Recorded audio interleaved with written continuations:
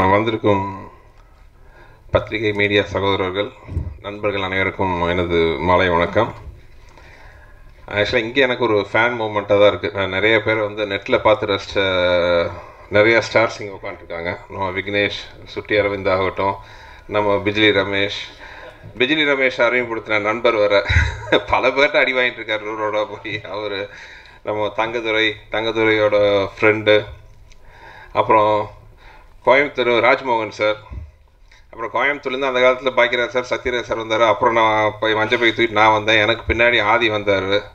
எங்களெல்லாம் முழுங்கி சாப்பிட்ற மாதிரி ஒருத்தர் நம்ம எருமச்சாணி விஜய். நான் பயங்கர ஃபேன் விஜய்க்கும். ஏன்னா அந்த எருமச்சாணி பார்த்து ரொம்ப ரசித்தேன். இப்போ படத்தில் ஆக்சுவலாக அந்த ஃபஸ்ட்டு ஷெட்யூலில் முடிச்சுட்டு வந்தோன்னா ஆதியும் பார்த்திவன் சார் படத்தை காமிச்சாங்க. எனக்கு ரொம்ப அட்ராக்ட் பண்ணாப்புல அவர் விஜய். ஃபஸ்ட் படத்தில் வந்து ஷாராவும் ஆர்ஜே விக்னேஷ் எப்படி வந்து மேசிமோருக்கு ஃபஸ்ட்டு ஒரு 5 நிமிஷம் படம் பார்க்கும்போது என்னை இம்ப்ரெஸ் பண்ணாங்களோ அந்த மாதிரி பண்ணாங்க.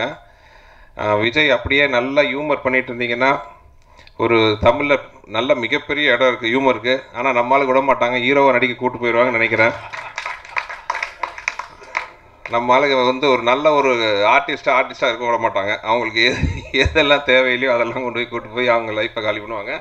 கொஞ்ச நாளைக்காச்சும் நல்லா ஹியூமர்லாம் பண்ணி சந்தோஷமாக இருங்க. நல்லா பணம்லாம் சம்பாரிச்சுட்டு அப்புறம் ஹீரோவாகி பணத்தை தொலைக்கலாம். நன்றி.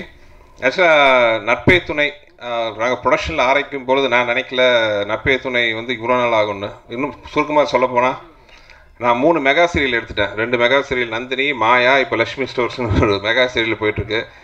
டைரக்டராக பார்த்தீங்கன்னா கலகலப்பு 2 முடிச்சு, அப்புறம் சிம்பு வச்சு நான் வந்த ராஜாவதாரம் வச்சு நடுவில் ஒரு 7-8 மாதம் ஹாலிடேலாம் வர எடுத்தேன். இதெல்லாம் முடிச்சிட்டேன். ஆனால் நட்பே துணை தான் என்னால் இன்னும் ரிலீஸ் பண்ண முடியல. ஆனால் அதில் எனக்கு எந்தவித வருத்தமும் இல்லை. ஏன்னா இந்த படத்தை வந்து அவங்க தேவையில்லாமல் இழுத்தோ இல்லை இந்த படம் ஷூட்டிங்கை விட்டுட்டு மற்றவங்க வேறு வேலைக்கு போய் அதனாலலாம் டிலே ஆகலை. இந்த படத்துக்காக எல்லோரும் உழைச்சிட்டு இருந்தாங்க 24/7. அதாவது அந்த படத்துக்காக எல்லாருமே டீட்டெயிலாக சொல்லிட்டாங்க. ஸோ அஸ் தயாரிப்பாளராக எனக்கு ரொம்ப சந்தோஷமாக இருந்துச்சு. ஏன்னா அவங்க கொடுக்குற அந்த டெடிக்கேஷன் ஆகட்டும்.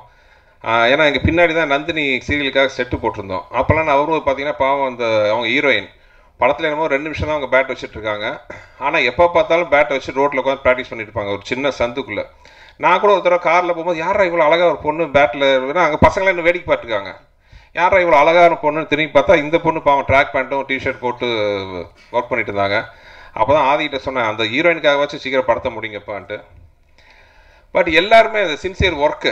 ஸோ அதனால் நான் ஒன்றுமே இது பண்ணல. ஆக்சுவலாக சொல்ல போனால் வந்து சினிமாவில் உங்களுக்கு எல்லாருக்கும் தெரியும், வெற்றி வந்துட்டால் வந்து 1000 பேர் தேடி வருவாங்கன்ட்டு. மீசைமுருக்கு அண்டர் ப்ரொடக்ஷனில் இருக்கும் பொழுதே வந்து நானும் குஷும் ஒய்ஃபும் பேசிகிட்டு இருந்தோம். இந்த மாதிரி படம் ஓடிச்சுன்னா ஆதி எக்கச்சக்கமான படம் வரும். ஒரு வேளை தப்பி தவிர இந்த படம் சரியாக போகலைன்னா இம்மிடியட்டாக நம்ம ஆதியை வச்சு இன்னொரு படம் ஆரம்பிக்கணும்னு நாங்கள் பேசிகிட்டு இருந்தேன். ஆனால் ஆண்ட முனியத்தில் படம் ஹிட்டாச்சு. ஹிட்டானா எனக்கு ஒரு சந்தோஷம். ஓகே, ஆதிக்கு வந்து நிறையா ப்ரொடியூசர்ஸ் வருவாங்கன்ட்டு. அதே மாதிரி நிறைய பேர் வந்தாங்க. நான் ஷூட்டிங்கில் ஹைதராபாத்தில் இருந்தேன். திடீர்னு ஆதி ஃபோன் பண்ணார், ஆனால் ஒரு நல்ல கதை இருக்குது கேட்குறீங்களா அப்படின்ட்டு. சரி, நான் வந்து கதையை கேட்டேன் ரொம்ப பிடிச்சிது. ஏன்னா நான் டைரக்டராக நான் பண்ணுற படங்கள் பார்த்திங்கன்னா என்னால் அட்வைஸ் சொல்ல முடியல.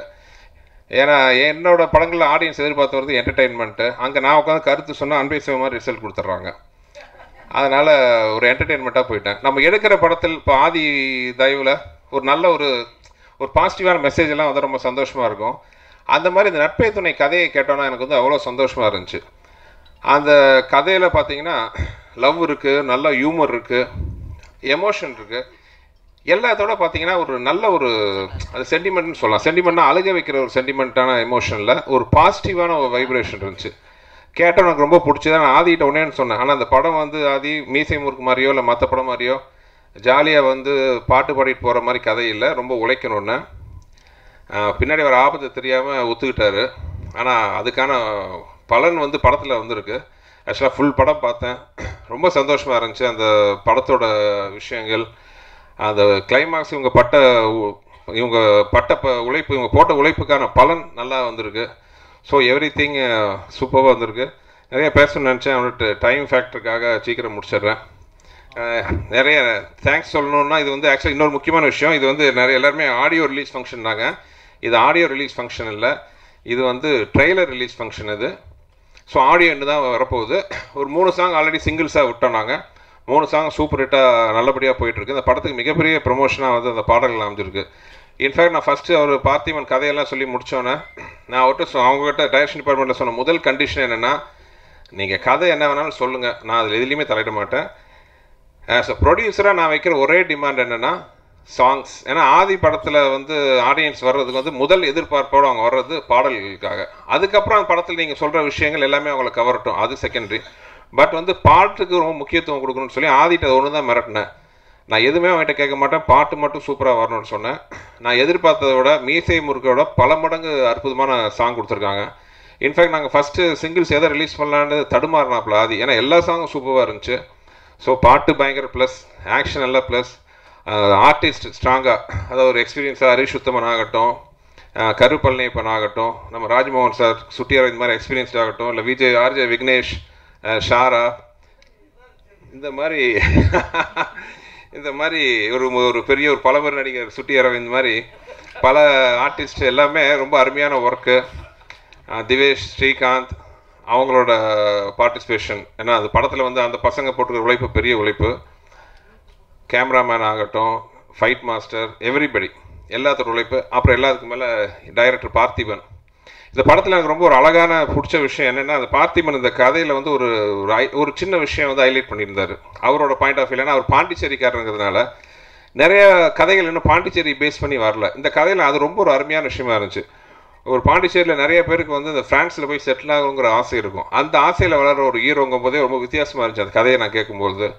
ஸோ நான் அவர் என்ன சொன்னாரோ அந்த மாதிரி சூப்பராக வந்திருக்கு எல்லா வகையிலையும். அதாவது நான் செலவு பற்றியெல்லாம் இந்த படத்தில் முக்கியமான ஒரு விஷயம் சொன்னேன். மீசை முறுக்கு அப்புறம் வர்ற படம் எதிர்பார்ப்பு அதிகமாக இருக்கும். எல்லாத்தோட வந்து ஆதியோட செகண்ட் படம். ஸோ அந்த எதிர்பார்ப்பை பூர்த்தி செஞ்சு அதோட பெருசாக போகணும். ஏன்னா எனக்கு மற்ற எல்லாத்தோட ஆதியோட வெற்றி ரொம்ப முக்கியம். ஏன்னா வந்து என் குடும்பத்தில் ஒருத்தர் ஆகிட்டார் இப்போது. அதனால் ஆதி வந்து என் சொந்த தம்பி, அவரோட வளர்ச்சி எனக்கு ரொம்ப முக்கியம். படத்தில் நோ காம்ப்ரமைஸ், படம் ஜெயிக்கணும், படம் குவாலிட்டியாக இருக்கணும். அவனி மூவிஸுக்கு வந்து ஒரு பெருமைப்படுற ஒரு கிரீடை மாதிரி இந்த படம் வரணும்னு ஆசைப்பட்டேன். அதே மாதிரி வந்திருக்கு. ஸ்க்ரீன் சீன்ஸ் வந்து படத்தை ரிலீஸ் பண்ணுறாங்க மிஸ்டர் பூமி சுந்தர், அவருக்கு என் நன்றி. வந்தவங்க அனைவருக்கும் நன்றி. எப்பவும் போல் உங்கள் கோஆப்ரேஷன். ஏன்னா எப்பவுமே வந்து என் படத்தோட லான்ச் வந்து உங்கள் முன்னிலையில் தான் நடத்துவேன். ஏன்னா என்னோடய விஐபிஸ் நீங்கள் தான். எப்பவும் போல் இந்த படத்துக்கு உங்களை ஆதரவு தந்து வெற்றி பெற வைக்கணும்னு கேட்டுக்கிறேன். நன்றி.